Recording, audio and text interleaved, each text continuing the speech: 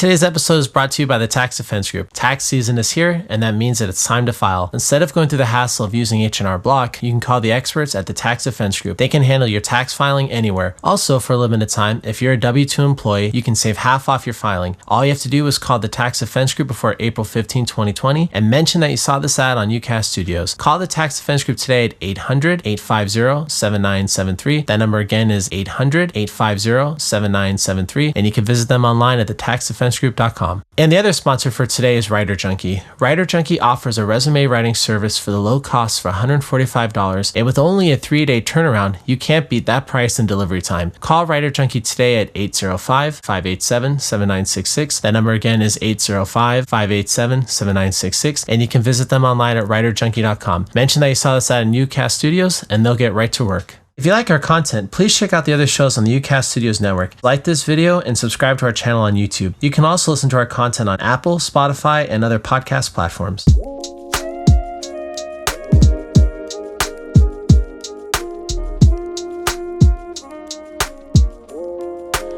Hi, welcome to the Talk Spot. This is Marcus, and today I'm joined by Martha Walsh. Martha is a 2-time Grammy-nominated artist. Martha, thank you for coming on. Thank you very much for having me on. Yeah, so tell us a little bit about how you got into music and what led you into that field. I've been singing since I was a child. I had music all through school, just continued on with it. Studied the beginning phase of classical music when I was in high school and didn't continue with it because my music teacher passed away. But I've always been involved with music through church and schooling and everything. I guess I was just born to sing. You know, and it's continued on over these many, many years. So, like, when you would sing in church, was it like in a choir, or would you do a lot of solo singing as well? Both. I sang in the choir. I taught the youth choir. So, yeah. And then the adult choir. All of that.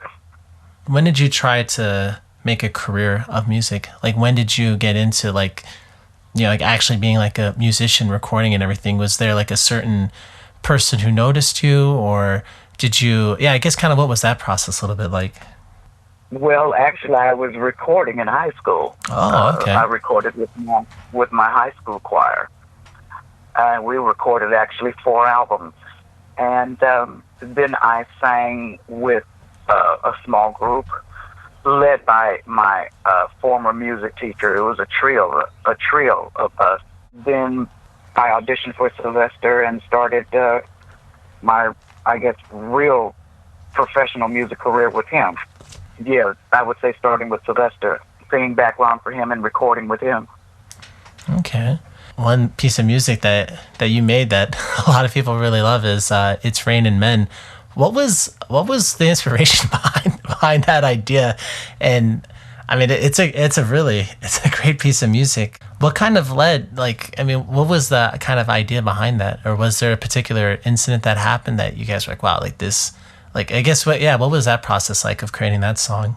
The short version of that is Paul Schaefer wrote It's Raining Men. And Paul Jabara was the one who asked myself and Isaiah Armstead, who I sang with, to record the song. And at first we said that we didn't think it would be the right song for us because I didn't personally think anybody would necessarily buy it. And he pleaded and said, no, I need you to record the song. We went in, recorded the song in about an hour and a half, walked out the door and said, okay, see you later, and kind of forgot about it. And he was the one, Paul Jabbar was the one who really pushed the song in the clubs long before mainstream radio even picked up on it. So that was a good 6 to 8 months at least before radio picked up on the song. But it was a hit in the clubs, in the underground clubs and things like that. And the rest of that, I would say, is history. Yeah, that's definitely true. I mean, are there been like misconceptions or anything about it? Like, because if you had people come up to you with just crazy ideas about what the song is about, or misconceptions about certain lyrics or anything like that? Well, naturally, the song is a very campy song. It's now an official classic. At first, it was geared towards naturally for women, and in the gay community, they kind of picked up on it and ran with it. So it turned out to be a, quote, gay anthem, and that's okay for that. But over the years, it has truly developed into a song where you will see grandparents dancing on the floor and then the grandkids dancing on the floor. So it's one of those songs where everybody can get into it and have fun with it and just enjoy it, you know. So it's become that kind of song. No, and I think that's something that's so incredible about your career is that the number of different songs you've been involved in that's brought so much, you know, people tapping their feet to and just kind of dancing and moving to is truly astounding. One thing, unfortunately, that's very, I guess, spoken about your work is the fact that for a while, there's basically people in the music industry that have, for lack of a better term, kind of have screwed you over or basically, you know, used your voice, used your singing, and they didn't give you the proper credit for it. How does that legal process of making music, how did it work at that time? Let me kind of condense it, because this happened almost 30 years ago, in fact. So there were two groups that I recorded music for. They put out the music, did not give me credit for it. I took them to court. The issues were resolved out of court. And I would say at that time, like today in a way, people weren't credited for the music that they did. So in the litigation and things that happened during that time, it came to a federal legislation that was put out that anybody that performed the music or performed videos had to be properly credited. So that's the federal legislation that was done. Anybody that does music or does videos and stuff, they have to be properly credited, whoever the featured artists and things are. It did hurt that those situations happened, and I survived it. And I'm still here doing my thing and doing what I love to do and putting out new product and all of that, you know. So I went through it. I'm a better person for it. Like I said, I survived it. Things happen in the music business that are not going to be so nice, you know, that happens to you. But if you can go through it, survive it, depending on how far it gets, that you win your litigation and everything, hopefully you'll become a better person for it and have a little bit more knowledge of being in this business. It sounds very similar to, I mean, I feel like there was a few people in the industry just acting in a very slimy and just disingenuous way and kind of ripping people off. And I don't know, when I heard that, I was just like, oh my gosh, I mean...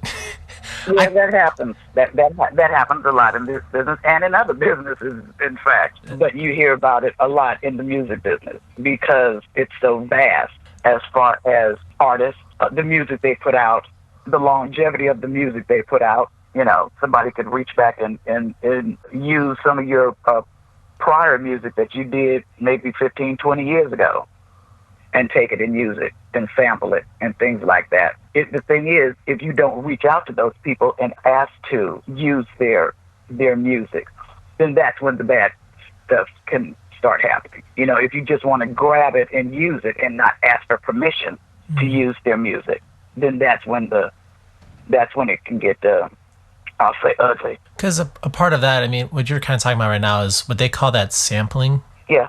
But with sampling, I mean, I guess this is where things probably get so complicated is like where exactly are the lines? I mean, I'm sure you heard about the case with blurred lines. When you hear something like that, again, I mean, I'm by no means, I'm not a musician. I'm not in the music industry at all. But when I was reading articles about that court case, I read there were some arguments, I feel like, on both sides where they were saying this song really wasn't that close in tone to the original, but I believe that they did have to pay out money to the Marvin Gaye estate or to his living family. But yeah, situations like that, I mean, it happens all the time. Wow. And it's going to probably keep happening because people are trying to create, I'll say, new music. They sometimes hear other types of music that they think possibly can be reworked or reimagined, and they put it out as a new project. And some people hear it one way, others hear it another way. And that's where you have those clashes of people saying, no, this is like my song. And the other person saying, no, this is a whole new project. You know, this has nothing to do with what you think you hear. So that's why it's left up to the courts and stuff to decide. I just keep on doing my music and my new stuff.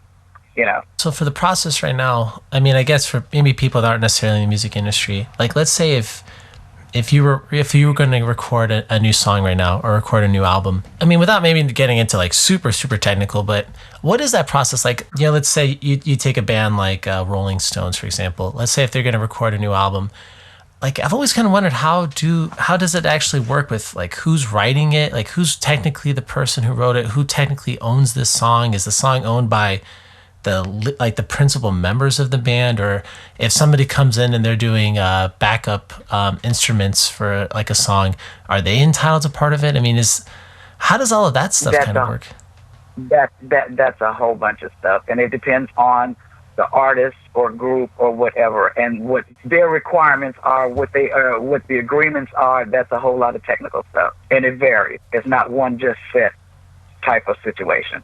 It depends on the artist or the group. It depends on who all is involved and what everybody's agreement is. Do you feel like since that legislation was passed, do you feel like the music industry has actually like improved in that way? I hope so, but you know, you're always going to find those that don't adhere, but I do hope so. How many single albums have you released now, or solo albums have you released now? Because I saw that you released an album, Love and Conflict, that came out in January. 4 solo albums since 1993. Nice. And what was, I guess, some of the inspiration for your latest album? Actually dealing with some Canadian musicians and writers. I received a song from a guy by the name of Sammy Bastos, who's a Canadian singer and writer. And he sent this song to me that I loved called Like Fire. And we got to talking, and he said he had some more songs. Well, I wound up getting more songs and talking with him. So my manager and we just decided to use these Canadian songwriters and musicians and things. And the songs where we went up to Montreal and recorded the songs and all of that. And I think it's another great piece of work, another path that I'm going down as far as the types of music that I'm creating and performing. This album is a little bit more blues and rock as opposed to the last album, which was Something Good. That was a little bit more pop rock. It's been fun for me. It kind of takes me out of my comfort zone. Just trying a lot of different types of music. And since it's on my own label, Purple Rose Records, I can do any kind of music I want, really. And thankfully, some of my songs have been on the top 10 Billboard dance chart. Like on the last album, I'm Not Coming Down, it was number 2. With this new album, it was just released January the 6th, except with all of this stuff going on, but still on the charts nonetheless. It's been on the NACC chart at number 17. I'm really thankful about that. Kind of put a pin in everything, I think, for a lot of people naturally. I was getting ready to do South by Southwest Festival to premiere the album, so that was kind of a shot to the heart, but we'll muddle through. Things are a whole lot worse than being canceled. You know, a festival being canceled with this whole pandemic thing going on. It's really, really sad. But as a lot of people are saying, this too shall pass. You know, we've all got to go through this. Prayerfully, I'll say, come out on the other end. Music is still going on. Even though I'm not out touring and promoting the album, people are still finding it on the social media platforms and stuff. So I'm happy about that. I know, and I think in a time like this, people, I think they need music. I think that they need... Oh, absolutely. Yeah. Absolutely. I mean, especially too right now. I mean, even for myself, I've kind of fallen into this where I feel almost as if every conversation I'm having is about this situation, to a point where I'm exhausted about talking about it. I guess for what it's worth, we're kind of all in this together. I mean, everyone is suffering, unfortunately. And yeah, I mean, it's affecting everybody. So again, you know, the things that we think are really important to us as far as careers and things like that are concerned. Well, if you kind of take things into perspective, you have to be here first of all to have a career and to you know to keep your career going. But if you're not here, then you don't have to worry about it. You know, so that's the prayerful part, is that we're all still here, and we can get through this, start to recover, and get back to our lives again. Yeah, I mean, in this time, I mean, so many people with the inability to, you know, walk around and do normal things and go to the club or even really go to friends' homes. I definitely think entertainment in all various forms, and especially, at least in my opinion, I always felt that there was something so emotional about music's like relationship with people. The way that people interact with music is, I think, a lot different than it is any other medium, in the sense that the way that it can just talk to a person's heart or soul can just convey something that I think at certain times it's unconveyable, I think, in normal words. And well, that's why they say that's why they say the music is a universal language. Yeah. You don't necessarily even have to understand what necessarily being played. You may not know the title of the song or whatever, but if there's something in that music that strikes you, then I think that's the basis of people coming, together and enjoying the music, whatever kind of music it is.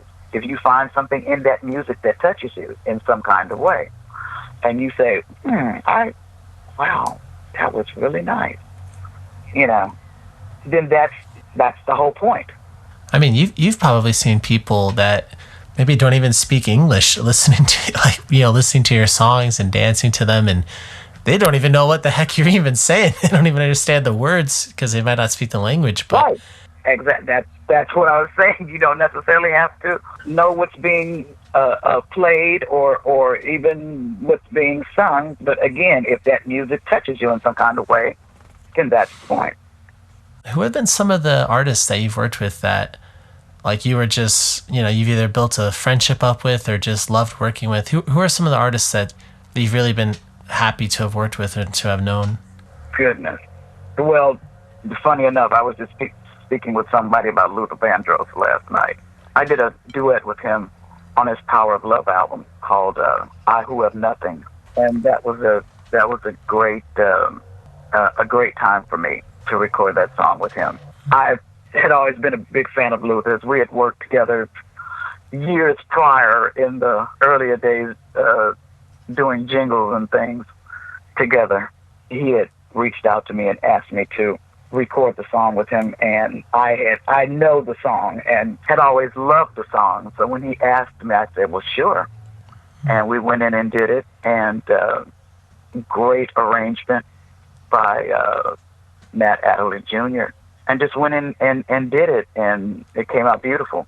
Beautiful song. I think he also, too, just had a great voice. And I feel like, one thing a little unfortunate about his career is that I don't think enough people really, not enough people, I feel like, even talk about him contemporary times. I think he had a great career. I think he had a huge following. A huge following. I kind of have to disagree on that part.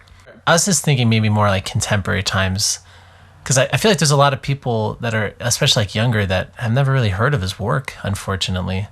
I would say to those people, I'm saying this, within the last 10 years, if your parents played Luther's music, then you know something about him. You know something about his music, It's funny. But, I don't know. No, I think he's still kind of high up there. I really do. I hope that things go back to normal soon, so you can, get back out there and perform and everything. I mean, Oh, exactly. Yeah, I believe I will. It takes time. None of us have had to go through this, but dealing with something like this and coming out of it, it takes time. It's not immediate, because everybody, and I mean everybody, it affects everybody, so everybody has got to recover from this, and it takes time. It really does take time. I'm just saying, hopefully before the year is over, I'll just leave it at that. No. I can get out there and promote the album and everything, and do some touring. Well, of course. But in the meantime, I'm still busy enough because I'm dealing with my my talk show, 10 Minutes with Martha Wash, so that keeps me busy. FLOD Spotlight Magazine, that keeps me busy as well. Yeah, there's still a lot of things going on, and still trying to promote online the music as well, plus the talk show and the Spotlight Magazine. So how can people access these things? Like, how can people access or listen to your talk show? 10 Minutes with Martha Wash you can find on YouTube, Okay. and you can subscribe to my channel. The channel is 10 Minutes with Martha Wash. And for those that may want to catch it on cable TV, you could find it on DC TV, Brick TV in New York, U2 America, and some more different media platforms. FLOD Spotlight Magazine you can find online at flodmag.com. Are all of your latest songs, are they also available on iTunes, and are they on YouTube as well? The songs, the album, Love and Conflict, Okay. you can find on CD Baby and just about all your media platforms, yeah. Perfect. Hi, Martha. Well, definitely. Well, thank you so much for taking the time to talk to me today. I definitely appreciate it. And yeah, Well, thank you. hopefully everything will get back to normal soon, and we'll see you back out there, I guess. We want to thank today's sponsors again, the Tax Defense Group and Writer Junkie. You can contact the Tax Defense Group at 800-850-7973. And Writer Junkie's phone number again was 805-587-7966.